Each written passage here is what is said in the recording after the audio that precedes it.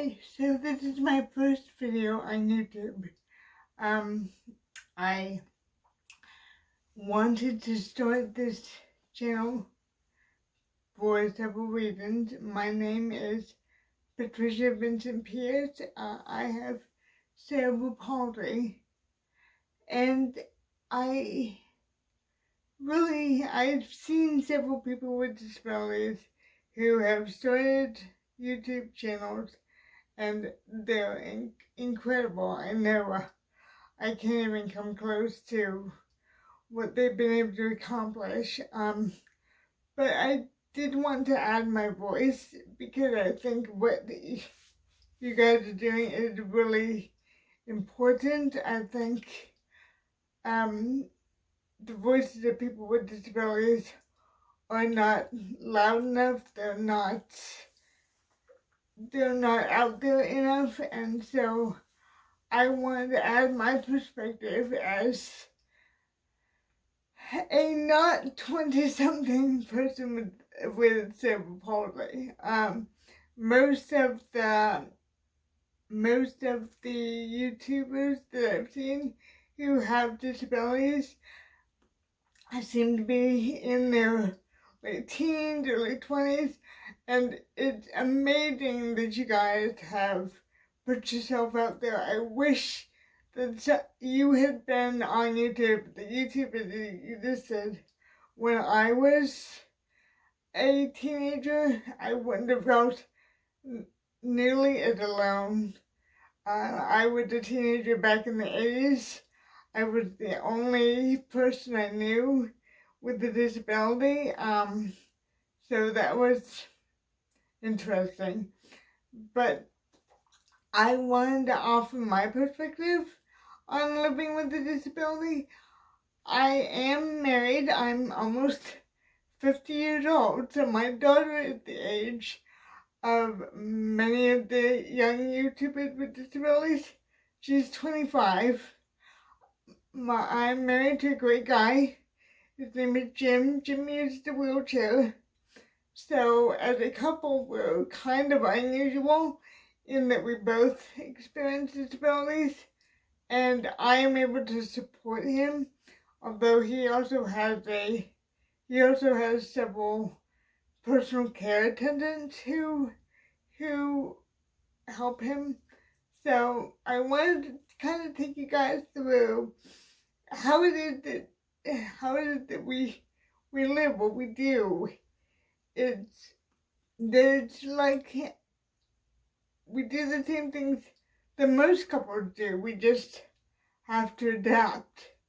I also wanted to talk a little bit about what I've learned as a person that's not young with cerebral palsy. What I've learned over time, what I wish I knew when I was in my 20s that I know now.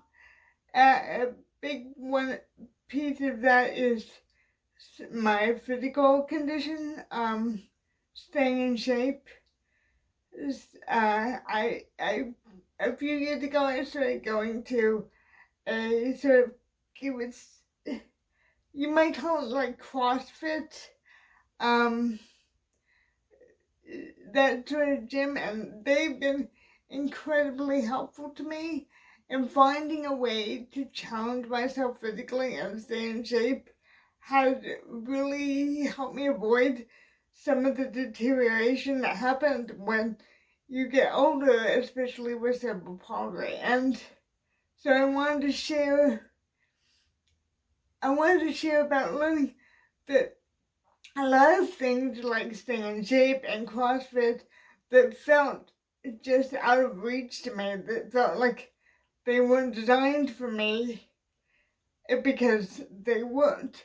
We know that the world is not designed for us, right, as people with disabilities, but we find ways to make it work for us, while at the same time demanding that it be changed so that it works for everyone, so that the design of every program, of every building, of every everything is universally designed and takes our needs into account.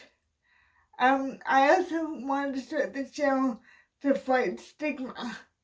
So what really got me started was this show called Chaos and Kindness.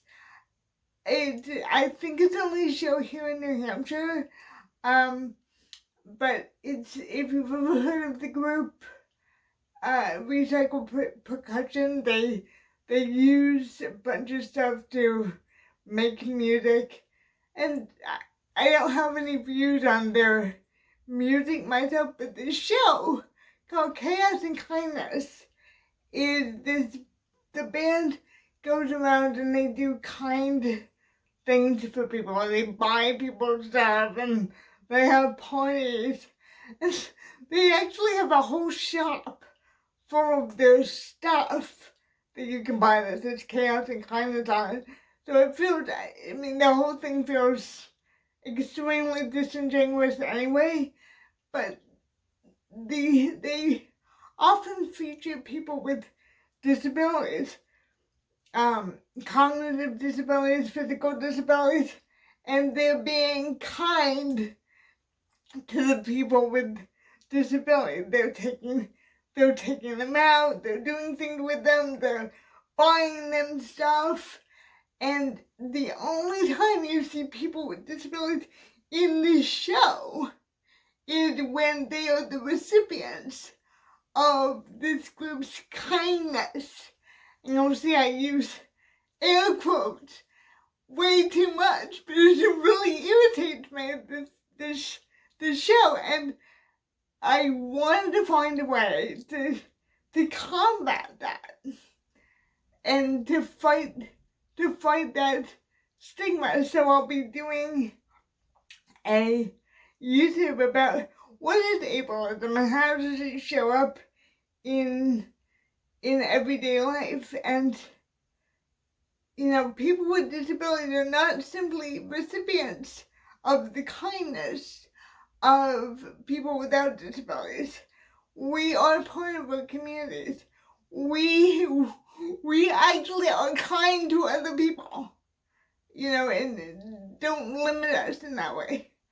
The last thing, I'm hoping that this channel that I'm starting can help grow leadership within the disability community. So we have several disability related organizations here in New Hampshire. None of them are actually led by someone with a visible disability. No, they all have people with disabilities on their boards.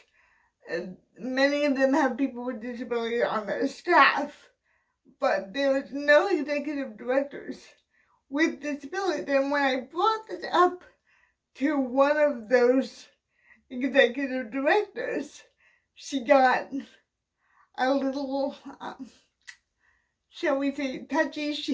She, and her answer to me was, well, sort of like, it's not my fault that people with disabilities don't step up and lead. And I'm thinking, well, since part of the mission statement of this organization is to grow leadership within the disability community, it kind of is your fault. You guys, disability-related organizations, if they're not being led by someone with a disability, the leadership in that organization should be working to put themselves out of a job.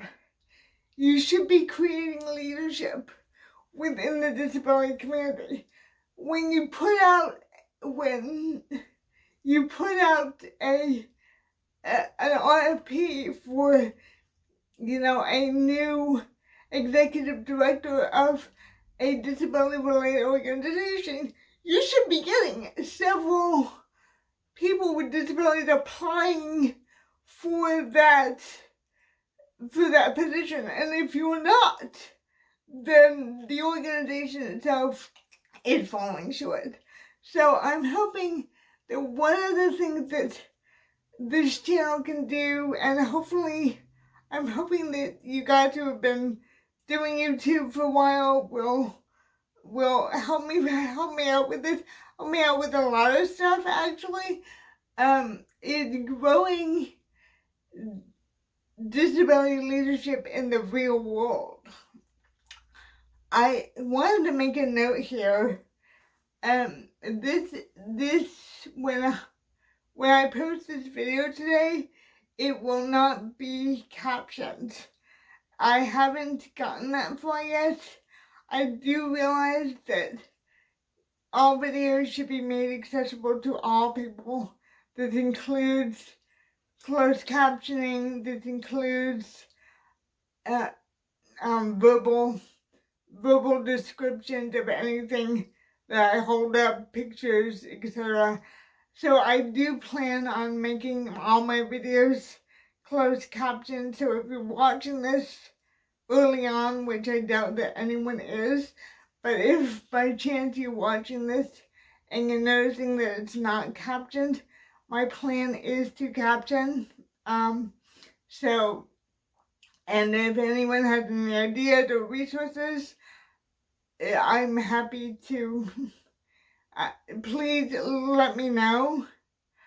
I also wanted to make a plug here for, I have a blog called Psych Free. One thing that I've struggled with for most of my life is, for lack of a better word, I'll say mental health.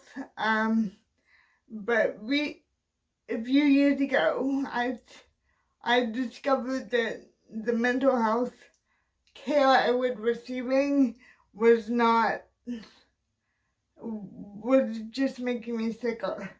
And so I've discovered a lot about the mental health community, especially as it relates to people with disabilities. And so on psychfree.net, and I'll put that in the description below.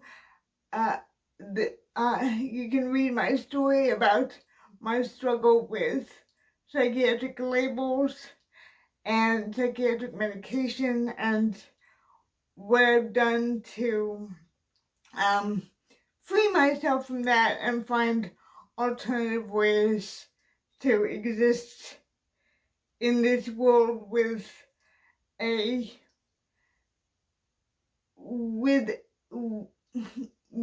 mental health struggles. Okay, thank you guys very much, and I hope to do this again soon. Bye.